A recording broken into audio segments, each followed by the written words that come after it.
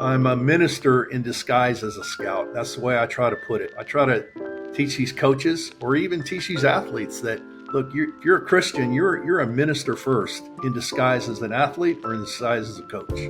That's what you do. Let me ask you this, because there are people out there that are Christians and they're coaching a baseball team, or they're even leading at work in a normal 9 to 5 job, and they're Christians, but they would love to share their faith with coworkers, or in your case, with fellow athletes that aren't Christians. But that kind of gets into an interesting area there. How do you encourage managers or even players to share their faith with others without overstepping their bounds?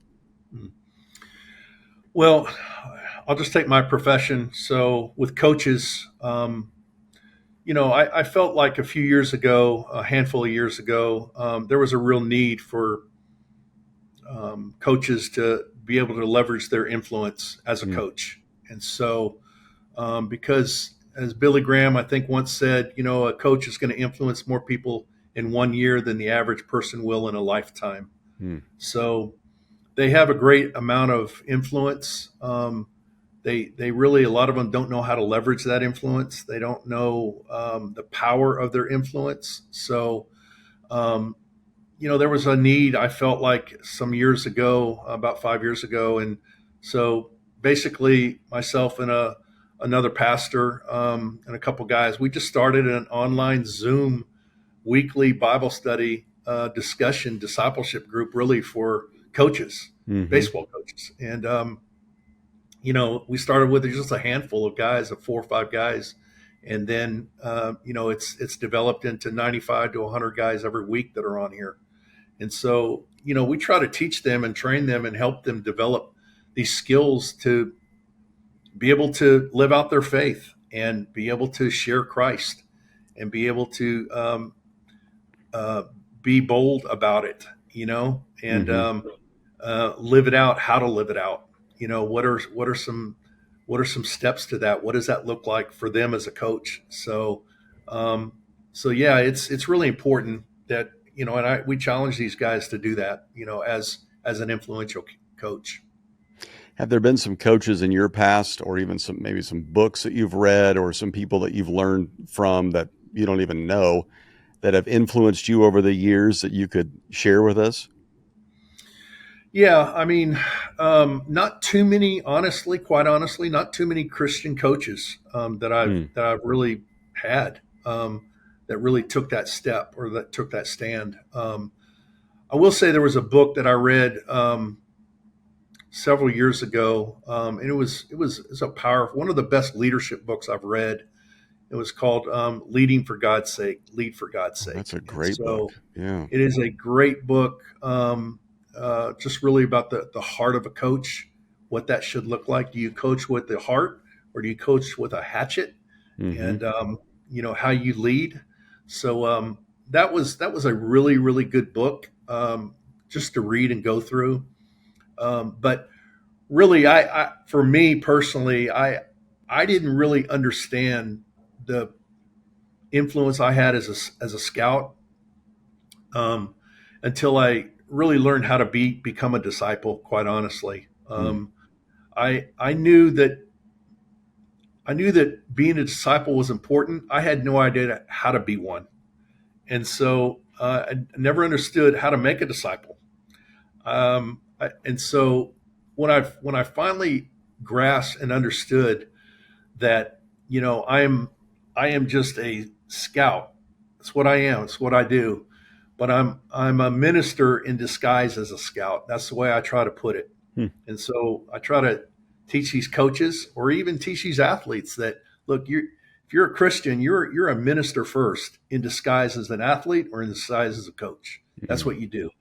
And how you leverage that and how your methodology of implementing that and being an influence to others around you. Hmm. There's different ways to that. There's different methods to that. But at the end of the day, that's what you are. You're a kingdom building coach or you're a kingdom building athlete.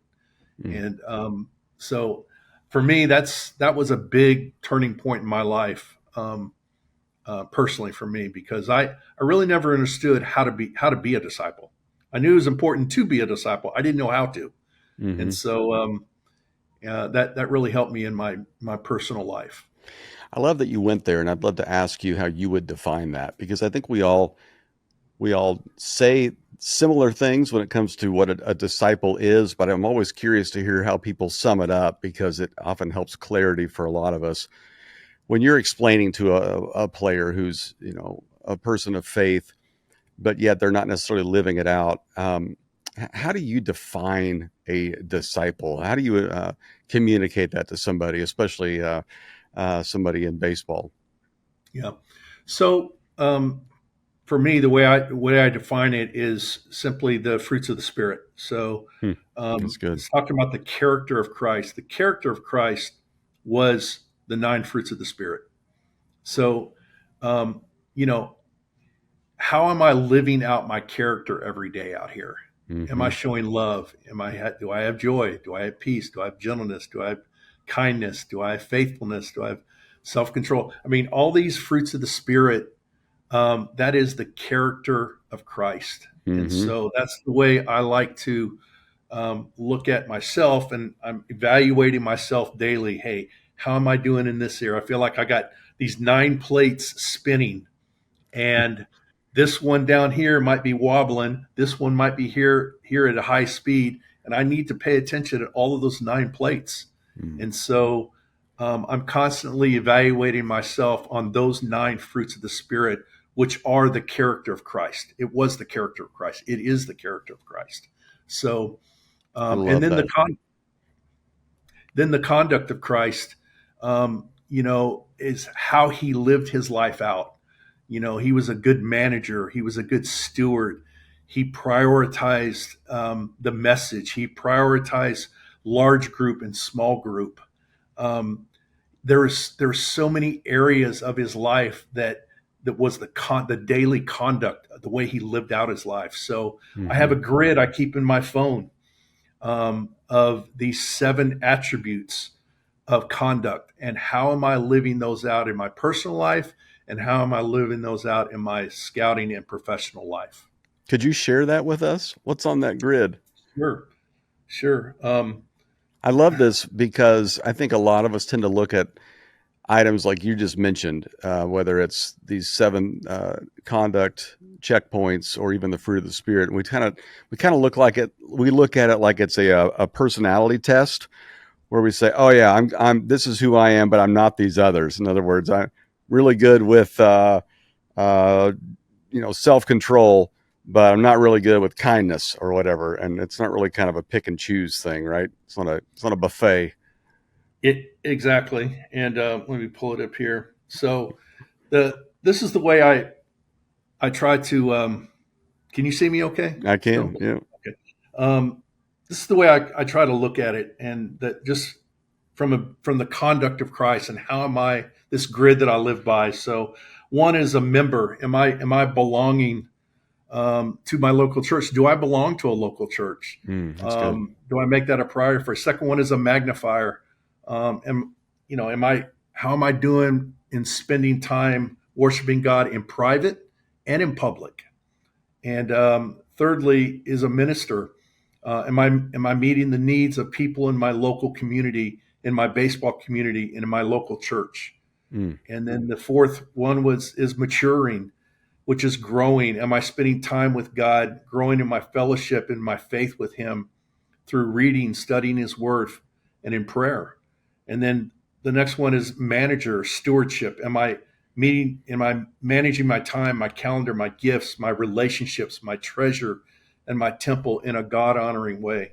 And then a messenger, which is sharing. Am I seeking out opportunities to share God's message of love and salvation with others, inviting someone to church, someone to a small group? How am I doing in the baseball coaches and scouts group? And then the last one is a multiplier, reproducing. Am I reproducing and multiplying more disciples with the life and time I've been given here on earth?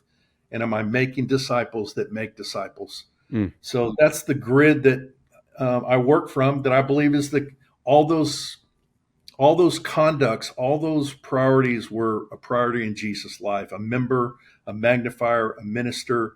He was maturing, a manager, a messenger, and a multiplier. That was the conduct of Christ. And so I'm constantly trying to look at and evaluate, how am I doing in these areas personally and professionally?